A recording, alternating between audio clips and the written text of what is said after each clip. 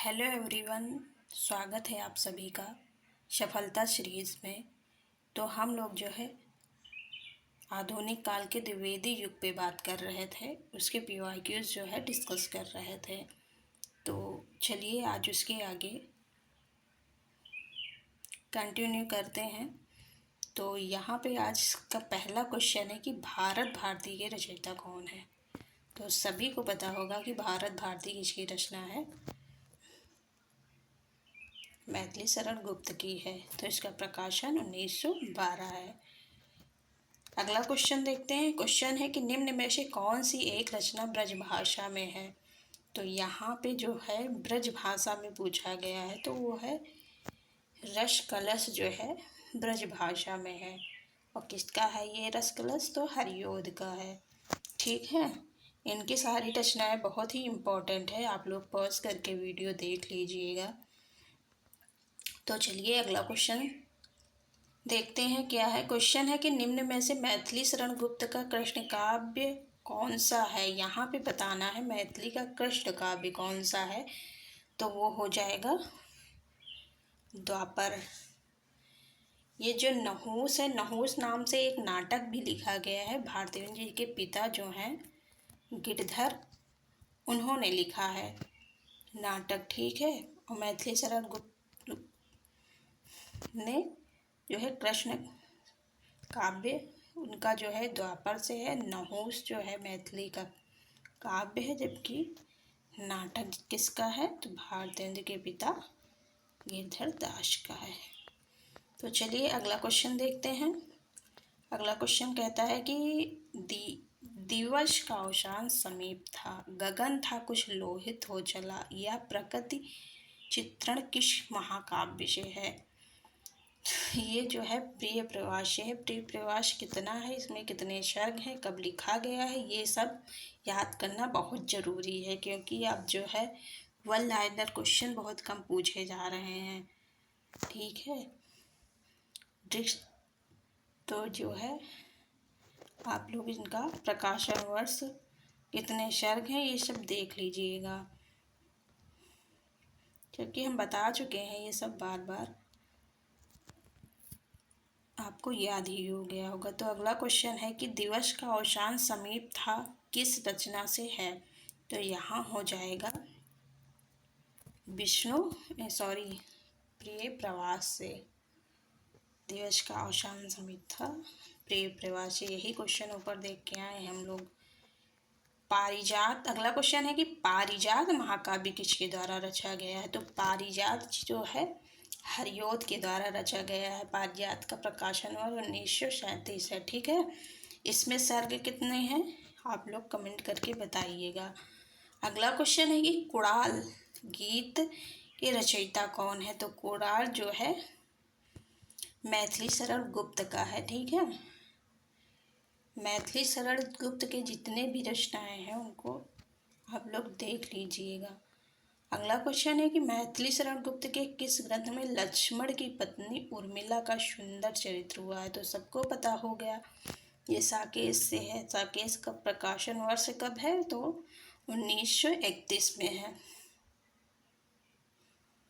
अगला क्वेश्चन देखते हैं। क्वेश्चन है कि मैथिली शरण गुप्त के साहित्यिक गुरु कौन थे। तो साहित्यिक गुरु कौन थे इनके, पंडित महावीर प्रसाद द्विवेदी। ऑप्शन सी सही हो जाएगा। चलिए अगला क्वेश्चन देखते हैं। क्वेश्चन है कि निम्न में से मैथिली शरण गुप्त की रचनाओं का सही कालक्रम क्या है। तो यहाँ पे हो जाएगा ऑप्शन ए रंग में भंग। रंग में भंग जो है 9 में है, भारत भारती 12 में, पंचवटी 25, साकेत जो है 31 में है। ओके, ये सब याद कर लीजिएगा, ऐसे ही क्वेश्चन पूछे जाते हैं। और पीवाईक्यूज करना बहुत इम्पोर्टेंट है, क्योंकि कल पीजीटी का पेपर हुआ था, तो उसमें जो है डायरेक्ट जो है 25 क्वेश्चन पूछे गए थे पीवाईक्यूज से ही। चलिए अगला क्वेश्चन देखते हैं। क्वेश्चन है कि द्विवेदी युग के किस कवि ने अपना काव्य ब्रज भाषा में लिखा है। तो वो है जगन्नाथ रत्नाकर। जगन्नाथ रत्नाकर की प्रमुख रचनाएं क्या हैं? उद्धव शतक है, गंगा उतरण है, वीराष्टक है, श्रृंगार लहरी, गंगा लहरी, ठीक है, कलकशी, विष्णु लहरी, हिंडोला, समालोचना आदर्श। इनका बहुत ही इम्पोर्टेंट है, कई बार एग्जाम में पूछा गया है। चलिए अगला क्वेश्चन देखते हैं। अगला क्वेश्चन है कि हल्दी घाटी नामक प्रबंध काव्य के रचयिता कौन है? तो ये जो है अभी एसआई का पेपर हुआ था तो इसमें आया था, तो ये है श्याम नारायण पांडे का। चलिए अगला क्वेश्चन देखते हैं। क्वेश्चन है कि साकेत की रचना का मुख्य उद्देश्य क्या था? तो साकेत की रचना का मुख्य उद्देश्य क्या था? उर्मिला को महत्व देना, ठीक है। अगला क्वेश्चन है कि चिरगांव झांसी किस कवि का जन्म हुआ था? तो मैथिली शरण गुप्त का जो है हुआ था। कब हुआ था? प्रकाशन वर्ष इनका हो 1886 में। ओके, चलिए अगला क्वेश्चन देखते हैं। अगला क्वेश्चन है कि हम कौन थे, क्या हो गए हैं और क्या होंगे अभी, आओ विचारे आज मिलकर ये समस्याएं सभी। तो ये भी इम्पोर्टेंट है, शायद ये भी क्वेश्चन कल के पेपर में पूछा गया था यूवी टीजीटी में। ये मैथिली शरण गुप्त का है। चलिए अगला क्वेश्चन देखते हैं। क्वेश्चन है कि निम्न में से कौन सा विकल्प आचार्य महावीर प्रसाद द्विवेदी के संबंध में सही विकल्प है? तो यहाँ पे सही बताना है। तो खड़ी बोली का परिष्कार किया है, किसने किया है? तो महावीर प्रसाद द्विवेदी ने, ठीक है। इनका जन्म कब हुआ था? जन्म इसलिए देखना इम्पोर्टेंट है क्योंकि ये बहुत इम्पोर्टेंट लेखक हैं। तो 1864 में हुआ था, है ना। अगला क्वेश्चन देखते हैं। क्वेश्चन है कि समालोचना आदर्श के शीर्षक से एशे ऑन क्रिटिसिज्म का अनुवाद किसने किया था? तो जगन्नाथ रत्नाकर। अभी ऊपर बताए हैं कि ये क्वेश्चन बार बार पूछा जाता है। तो इसका प्रकाशन वर्ष जो है 1897 है। चलिए अगला क्वेश्चन देखते हैं। अगला क्वेश्चन है कि श्रीधर पाठक द्वारा रचित नहीं है। तो जो है वैदेही वनवास जो है श्रीधर पाठक का नहीं है। पाठक का जन्म वर्ष आप लोग को पता है, कल हम जो है ट्रिक से बताए थे। पाठक पा से 5 ले लीजिए और 8 पाठ को 8 कर दीजिए, तो यहाँ हो जाएगा 1858 पाठक का जन्म हो जाएगा। वैदेही वनवास किसका है? तो हरियोध का। हरियोध का जन्म वर्ष क्या है? तो उनका है 65 में, ठीक है। अगला क्वेश्चन क्या है? अगला क्वेश्चन है कि सूची 1 को सूची सेकंड से सुमेलित कीजिए तथा नीचे दिए गए कूट की सहायता से सही उत्तर का चयन कीजिए। तो चलिए देखते हैं। यहाँ पे हो जाएगा ऑप्शन सी।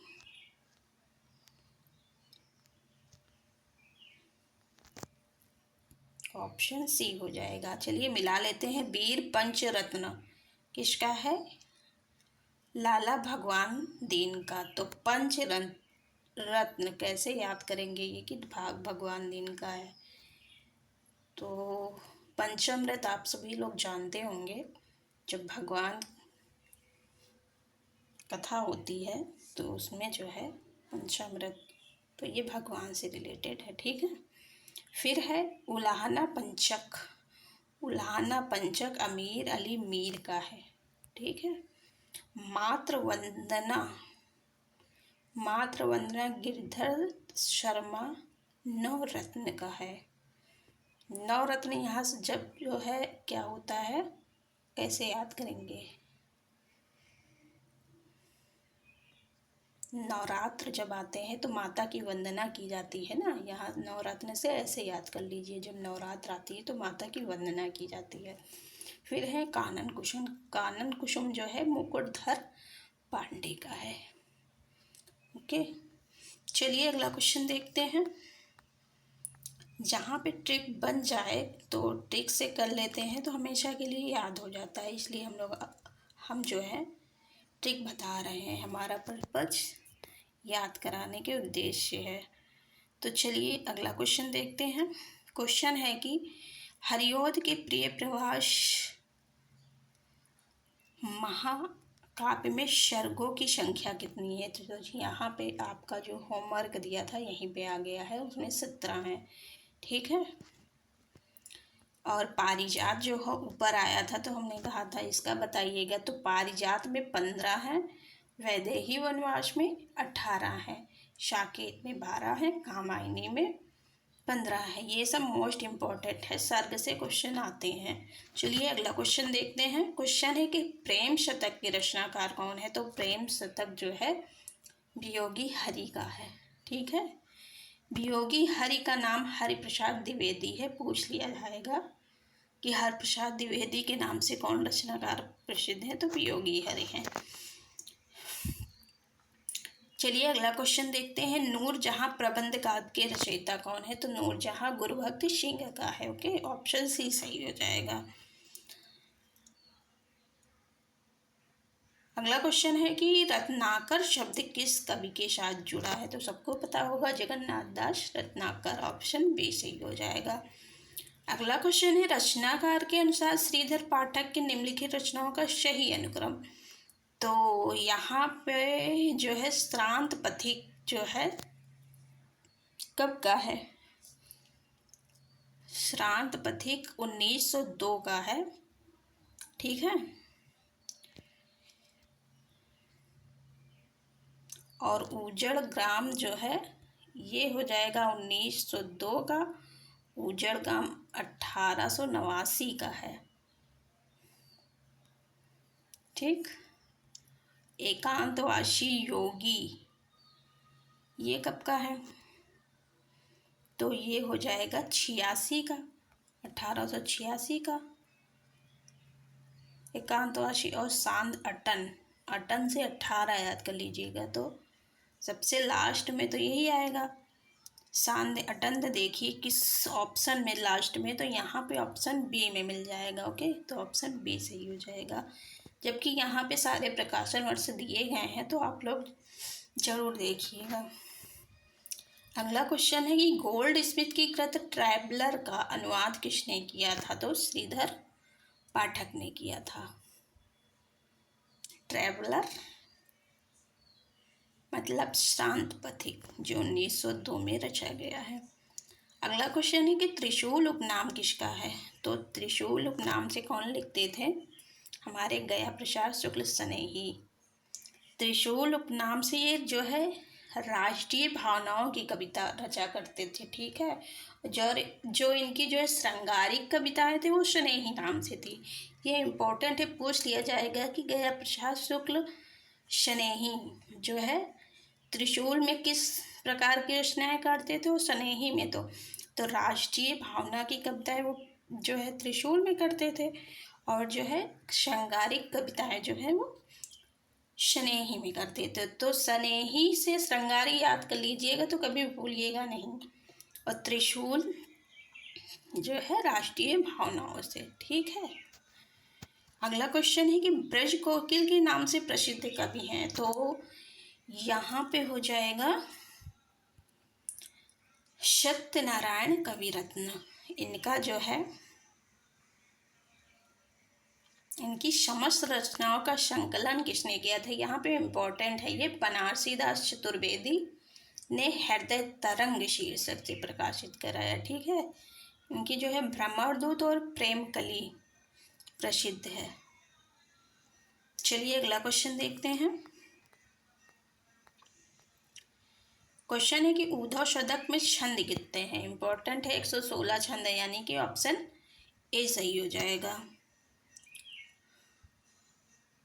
अगला क्वेश्चन देखते हैं। क्वेश्चन है कि आचार्य शुक्ल के अनुसार स्वच्छंदतावाद के प्रवर्तक कौन है? तो स्वच्छंदतावाद किसका है? श्रीधर पाठक का है। अगला क्वेश्चन है कि ऊधव शतक के रचनाकार कौन है? तो ऊधव शतक के रचनाकार कौन हो जाएंगे? जगन्नाथ दास रत्नाकर। ऊधव शतक में कितने छंद हैं? तो 116 छंद हैं। अगला क्वेश्चन देखते हैं। निम्नलिखित में से जगन्नाथ रत्नाकर की कौन सी रचना सही नहीं है? मतलब इनकी कौन सी रचना है नहीं? तो हिंडोला है इनका, गंगावतरण भी है, 2 के। भ्रमरदूत इनका नहीं है। भ्रमरदूत किसका है? उनका है रे, क्या कहते हैं,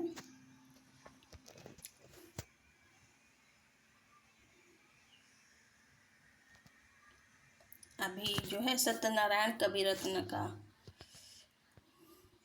अभी ऊपर हम लोग पढ़ के आए हैं, थोड़ा दिमाग से उतर गया था। तो चलिए अगला क्वेश्चन देखते हैं। अगला क्वेश्चन है हल्दी घाटी वीर रस प्रधान प्रबंध काव्य है, किसका है? तो श्याम नारायण पांडे का। इम्पोर्टेंट है इनका जो है जौहर भी इम्पोर्टेंट है, ठीक है, पूछा गया है। अगला क्वेश्चन है कि वह हृदय नहीं है पत्थर है जिसमें स्वदेश का प्रेम नहीं। स्वदेश का प्रेम नहीं तो स्नेही का यह है। राष्ट्रीय से ओतप्रोत त्रिशूल नाम से करते थे ना, तो स्वदेश की बात कौन करते हैं? वैसे तो बहुत लोग करते हैं, लेकिन यहाँ पे जो है इनका हो जाएगा स्नेही का, यह पंक्ति हो जाएगी। अगला क्वेश्चन है कि इनमें से कौन सा कवि सतसई कार है? तो सतसई कार जो है वियोगी हरि है। वियोगी हरि का नाम क्या है? हरिप्रसाद द्विवेदी। ये यहाँ पे इम्पोर्टेंट क्वेश्चन है। अभी जो है कल के पीजीटी में आया था, ये क्वेश्चन जो है पीजीटी में आया है, ठीक है। अंतर्नाद पूछा गया था पीजीटी में।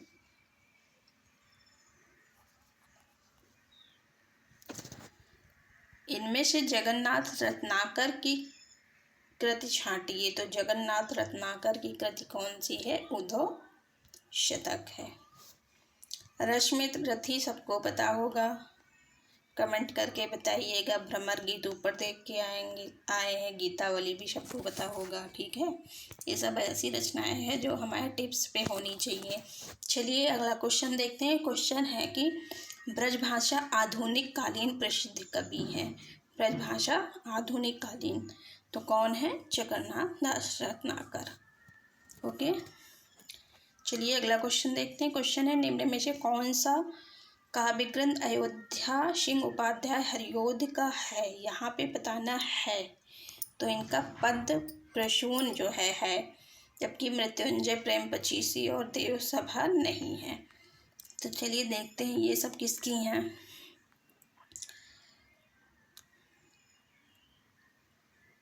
मृत्युंजय इम्पोर्टेंट है, पूछा गया है। ये राय देवी प्रसाद पूरे का है। प्रेम पचीसी माय स्नेही जी का है। देव भाषा रामचरित उपाध्याय का है। जो ऑप्शन में जो भी रचनाएं लगी हैं उनको देख लेना इम्पोर्टेंट, क्योंकि इम्पोर्टेंट होती है तभी वो लगी होती हैं, अगले एग्जाम में वही उठा के दे दी जाती हैं। चलिए अगला क्वेश्चन देखते हैं। क्वेश्चन है कि कविता करके तुलसी न लसे। कविता लसी पर तुलसी की कला। तुलसी जी के लिए यह प्रशस्ति वचन इनमें से किसका है? तो ये है हमारे हरिओध जी का। ऑप्शन ए सही हो जाएगा। अगला क्वेश्चन है कि रत्नाकर कृत उद्धव शतक किस भाषा में लिखा गया काव्य ग्रंथ है? तो ये हो जाएगा ब्रज भाषा में।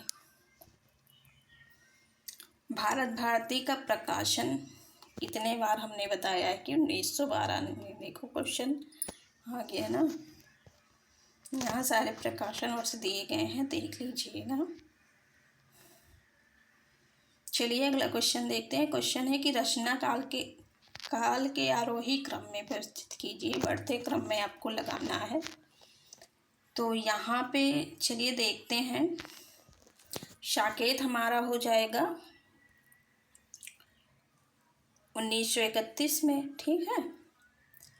और यशोधरा हो जाएगा 1932 में।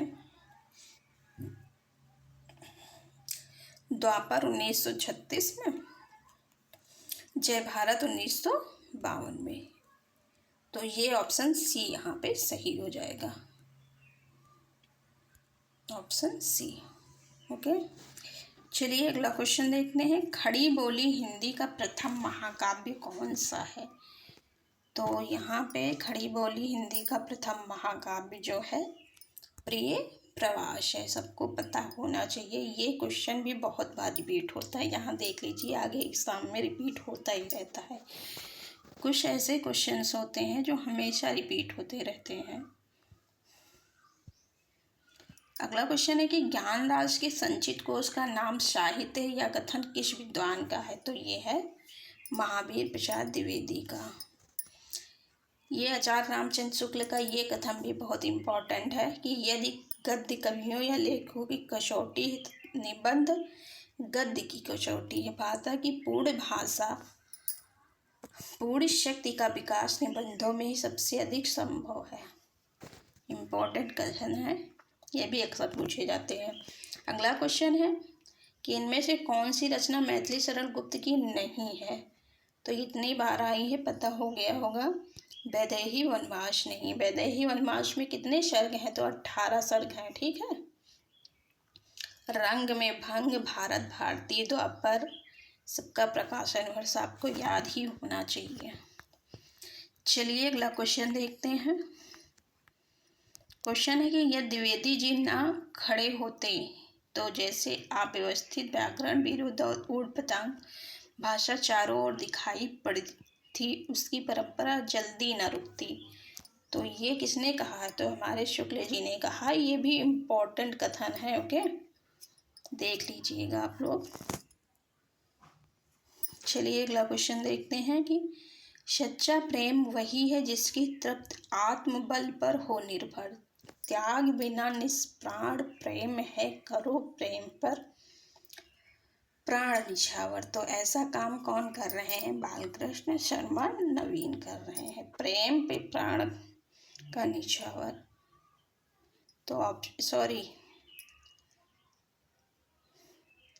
नवीन नहीं कर रहे हैं, यहाँ हो जाएगा राम नरेश त्रिपाठी का है। प्रेम पर प्राण निछावर कौन करते हैं? तो हमारे राम नरेश त्रिपाठी। इम्पोर्टेंट है कथन। चाह नहीं सम्राटों के शव पर है हरि डाला जाऊं। ये किसका है? माखनलाल चतुर्वेदी का है। हो जाने दो गर्क नशे में, मत पड़ने दो फर्क नशे में, ये नवीन का है। फिर है विजन वन प्रांत था, प्रकृति सुख शांत था, अटन का समय था, रजनी का उदय था, श्रीधर पाठक का है। इम्पोर्टेंट है। चलिए अगला क्वेश्चन देखते हैं। क्वेश्चन है कि मैथिली शरण गुप्त कृत यशोधरा की विधा क्या है? तो यशोधरा जो है चंपू काव्य में लिखा गया है। बहुत ही इम्पोर्टेंट क्वेश्चन है, ठीक है। गद्य पद्य में जो रचनाएं की जाती हैं उनको चंपू काव्य कहा जाता है। चलिए अगला क्वेश्चन देखते हैं। आज का ये लास्ट क्वेश्चन होगा, क्योंकि हम लोग थोड़े थोड़े क्वेश्चन करेंगे, वो भी जो है डिटेल से करेंगे, क्योंकि PYQ करने का मतलब ये नहीं कि केवल क्वेश्चन ही देखते जाएं, ठीक है। क्वेश्चन में क्या पूछा गया है वो समझते हुए आगे बढ़ेंगे। तो लास्ट क्वेश्चन क्या है कि जकी उपनाम जो है तकल्लुश से कौन प्रसिद्ध हिंदी कवि उर्दू में गजलें लिखते थे? तो तकी नाम से कौन लिखता था? सॉरी, जकी नाम से जगन्नाथ दास रत्नाकर लिखते थे, ठीक है। जा से जगन्नाथ हो जाएगा और जा से जकी हो जाएगा, तो ऐसे याद कर लीजिए, कभी नहीं भूलेगा। तो आज का सेशन यहीं पर एंड करते हैं। अगर क्लास अच्छी लगी हो तो शेयर, सब्सक्राइब और लाइक करना मत भूलिएगा, और सफलता सीरीज से अवश्य जुड़िएगा, क्योंकि सफलता सुनिश्चित करने के लिए इस सीरीज से जुड़ना बहुत आवश्यक है, क्योंकि यहाँ PYQs डिटेल में कराया जाता है। Thank you so much.